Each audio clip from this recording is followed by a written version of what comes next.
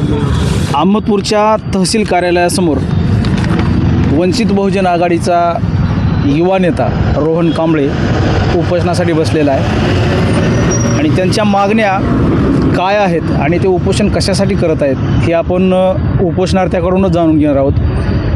प्रथमतः आपलं नाव सांगा। माझं नाव रोहन उत्तम कांबळे, मी VS पॅंथर तालुका उपाध्यक्ष सध्या आणि वंचितचा नगरसेवकाला थांबलेला उमेदवार। सर, जे आपल्या प्रमुख मागण्या अशा आहेत की दुय्यम निबंधक इथे 3/11/2025 रोजी तुकडे पाडण्यासंबंधित अंमलबजावणी करा म्हणून कोर्टाचा आदेश होता। आज 4 महिने झाले त्या आदेशाची अंमलबजावणी केली नाहीत, का केले नाही त्याचा आमचा प्रश्न विचारलो त्यांना जाऊन। तर त्याने म्हणले तुम्ही कोण विचारणार आहे? अच्छा ठीक आहे म्हणलं। मग आम्ही पत्रव्यवहार केला, त्याच्यामध्ये भरपूर 2-3 जणांना पत्र जिल्हाधिकाऱ्याला आणलं, त्यांना निबंधक कार्यालयाला वाट लावलं की यांनी काय अंमलबजावणी केली नाहीत म्हणून।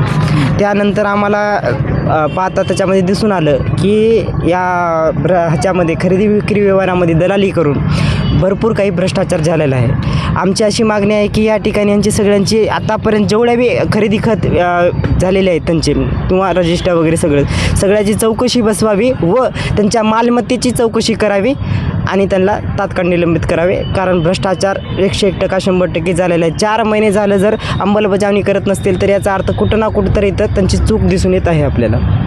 म्हणजे त्या दुय्यम निबंधक कार्यालयामध्ये दलाल आहेत असं तुमचं म्हणणं आहे? दलाल आहेत आणि दुसरं तुम्हाला व्हिडिओ दाखवतो, माझ्याकडे मोबाईलमध्ये आहेत, तुम्हाला वाटला होतो व्हॉट्सअपला वगैरे। आता इथले जे स्टॅम्प विक्रेते आहेत 10 रुपयाचा स्टॅम्प 11 रुपये 15 रुपयाला देतात। स्टॅम्प पेपर 100 रुपयाचा स्टॅम्प पेपर 120 रुपयाला। हे 20 रुपये त्यांच्या बापाच्या घरचे आहेत, गोरगरिबाचा पैसा आहे। आता आपण एक एज्युकेटेड पोर आहे म्हणून थोडंसं आपल्याला कळते, विचारू शकतो का पाहिजेत आणि कशासाठी पाहिजेत विचारू शकतो। बाकीची जनता गरिबी ते आले 50 मागितले गपची 50 दे 100 दे, घ्या काम करून मध्ये जावा पैसे द्या, ही चालूच आहे। आणि दुसरी गोष्ट काय राहिली माहिती आहे का, आम्ही त्या ठिकाणी सगळ्याला एकाकडून विचारायला गेलो तिकीट वगैरे आहेत का, त्याने म्हणलं तिकीट आहेत।